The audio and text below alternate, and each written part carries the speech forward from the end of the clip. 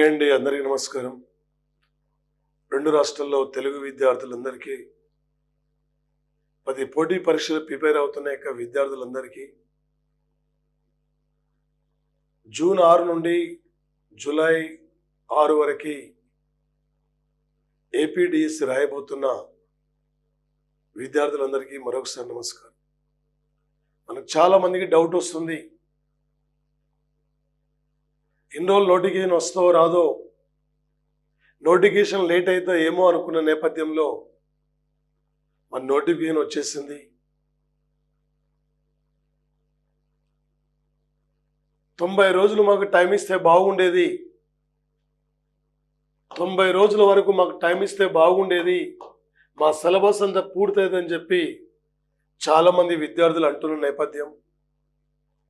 Already ప్రభుత్వం application dates ఇచ్చేసింది, closing dates ఇచ్చేసింది, ఏజ్ కూడా చెప్పేసింది, ఆల్రెడీ ప్రాసెస్ కూడా నడుస్తుంది. కేవలం నోటిఫికేషన్కి 46 రోజులు మాత్రమే, 46 రోజులు మాత్రమే ఇక్కడ టైం ఇచ్చిన నేపథ్యం. ఇలాంటి పరిస్థితుల్లో కొన్ని రోజులు పోస్ట్ పోన్ చేయండి, కొన్ని రోజులు ఎగ్జామ్ వాయిదా వేయండి, ఇంకా డేట్ ఎక్స్టెండ్ చేయండి అని చెప్పి విద్యార్థులు మొరబెడుతున్న సందర్భం. Already SC corporation, BC corporation ద్వారా, మైనార్టీ కార్పొరేషన్ ద్వారా ఉచిత కోచింగ్ సెంటర్లు స్టార్ట్ అయినాయి. ఈ ఉచిత కోచింగ్ సెంటర్లు స్టార్ట్ అయిన తర్వాత కనీసం మినిమం 90 రోజులు టైం ఇవ్వాలి. ఏమాత్రం టైం ఇవ్వలేదు. ఆల్రెడీ వాళ్ళు స్టార్ట్ చేసుకోమని చెప్పారు, కానీ మరి సిలబస్ గురించి ఆలోచించకుండా డేట్స్ అనౌన్స్మెంట్ చేశారు. విద్యార్థులు ఆందోళన చెందుతున్నారు. మరి ఎగ్జామ్ పోస్ట్ పోన్ అయిద్దా, ఏమైనా లేట్ అయిద్దా, లేదా అనుకున్న టయానికి జరుగుద్దా అనేక ఆందోళనలో విద్యార్థులు ఉన్నారు. ఇలాంటి నేపథ్యంలో మరి ఎలా మనం ముందుకు వెళ్ళాలి, ఏ విధంగా మనము ముందుకు వెళ్ళిపోవాలనే అంశం అంటే ఎలాంటి ఆశలు పెట్టుకోవద్దు. డిఎస్సి అనేది పోస్ట్ పోన్ కాదు. ఎందుకంటే పోయినసారి చూసాం, గ్రూప్ 2 ఇప్పుడే పోస్ట్ పోన్, రేపే పోస్ట్ పోన్, ఎల్లుండే పోస్ట్ పోన్ ఆలోచిస్తున్నాం, తర్వాత నిర్ణయం తీసుకుంటాం అని చెప్పి నైట్ వరకు అటెండ్ చేసినారు. 6,000 మంది విద్యార్థులు రోడ్డు మీదకి వచ్చినా కూడా ఎగ్జామ్ పోస్ట్ పోన్ చేయలే. కాబట్టి ఎగ్జామ్ జరుగుద్దని మీరు చదవండి. 16,347 పోస్టులు ఇవి. ఒక ఆంధ్రప్రదేశ్ చరిత్రలో ఈ మధ్య రాష్ట్ర చరిత్రలో ఇన్ని పోస్టులకి నోటిఫికేషన్ రావడం ఇదే ఫస్ట్ టైం. కాబట్టి ఎగ్జామ్ అనుకున్న టయానికే జరుగుద్ది. దాదాపు 99% ఎబోవ్ కూడా ఎగ్జామ్ అనేది పోస్ట్ పోన్ కాదు. ఎట్లయినా మీ సిలబస్ని కంప్లీట్ చేసుకోండి. ఎందుకంటే రోజు ఏమైంది, పేపర్కు ఏ న్యూస్ వస్తుంది, ఎవరు ధర్నాలు చేస్తున్నారు పోస్ట్ పోన్ కోసం, నీ ఆలోచన పక్కన పెట్టిగా నువ్వు చదువు. నువ్వు గవర్నమెంట్ నెక్స్ట్ అంటే రేపు జూలైలో ఎగ్జామ్ అయిపోతే, జూలైలో నీకు రిజల్ట్ ఇస్తే, ఆగస్టు 15 నాడు నువ్వు గవర్నమెంట్ టీచర్గా నీ స్కూల్లో ఉండాలి. మళ్ళీ పుస్తకాలు పట్టుకొని నువ్వు అక్కడ కోచింగ్ సెంటర్ల పడి తిరగొద్దు. ఇదే నీకు లాస్ట్ డిఎస్సి కావాలి. ఈ డిఎస్సిలోనే నీ పల్లెకు ఒక టీచర్గా నువ్వు అక్కడ తిరిగెళ్ళు. టైం లేదు కాబట్టి 1-2 సార్లు ఇక్కడ ప్రాక్టీస్ చేసుకుంటూ, రిపీట్ చేసుకుంటూ మీరు వెళ్ళిపోండి. క్వశ్చన్ అడిగే విధానం ఇక్కడ అర్థం చేసుకోండి. టైం లేదుగా.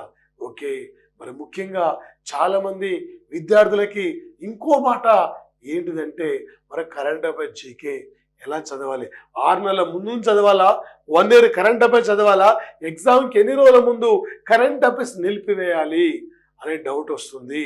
ఆన్లైన్ ఎగ్జామ్ కాబట్టి ఎగ్జామ్కి 15 రోజులు 10 రోజులున్న బిట్లు కూడా మనకు అడుగుతాడు, క్వశ్చన్స్ కూడా అడుగుతాడు. కాబట్టి అప్పటి వరకు ఉన్న అంశాలు మీరు చూసుకోవాలి. కాబట్టి బయట మీరు బుక్కులు కొనుక్కొచ్చుకుంటారు. బయట 2026 general knowledge, APDSC, current affairs అని చెప్పి బుక్ రిలీజ్ చేస్తాడు. ఆ బుక్ ఎప్పుడో తయారై ఉంటుంది, 3 నెలల ముందో 2 నెలల ముందో తయారై ఉంటుంది. వాడు అడిగేది ఆఫ్లైన్ అయితే సరిపోద్ది. ఆఫ్లైన్ ఎగ్జామ్ అంటే 45 రోజుల ముందే ఎగ్జామ్ పేపర్ అనేది ఇక్కడ తయారైపోద్ది. కాబట్టి ఎగ్జామ్ 45 డేస్ లేదా 40 డేస్ ముందున్న బిట్లు కూడా అడుగుతాడు. కాబట్టి అప్పటి వరకైనా ఆఫ్లైన్. ఇది ఆన్లైన్ కాబట్టి ఆఫ్లైన్లో అందరికి ఒకే రకమైన పేపర్ ఉంటుంది.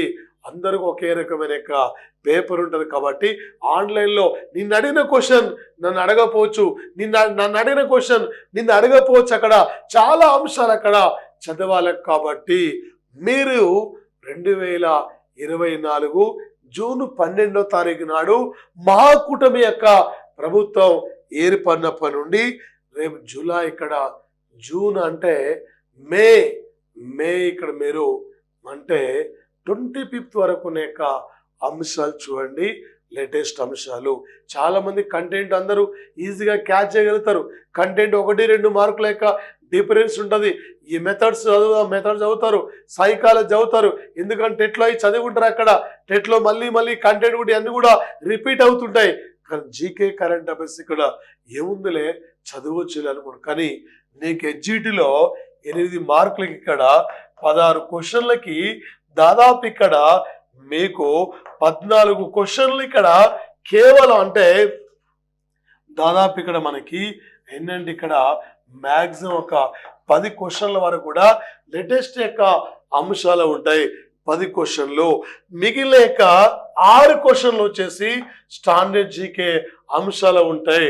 ఏపీ ప్రభుత్వం ఎన్టీఆర్ పెన్షన్ స్కీమ్ కానీ, అదేవిధంగా అంటే దాంతో దీపం పథకం 2 కానీ, ఏపీలో కొన్ని పలు ప్రజా సంక్షేమ కార్యక్రమాలు కానీ, ఏపీ పాపులేషన్ కానీ, ఏపీ లిటరసీ పర్సెంటేజ్ కానీ, వివిధ రాష్ట్రాలకు సంబంధించిన క్లాసికల్ డాన్సెస్ కానీ, ఇలాంటి స్టాక్ జీకే అంశాల మీద ఫోకస్ చేస్తుంటాడు.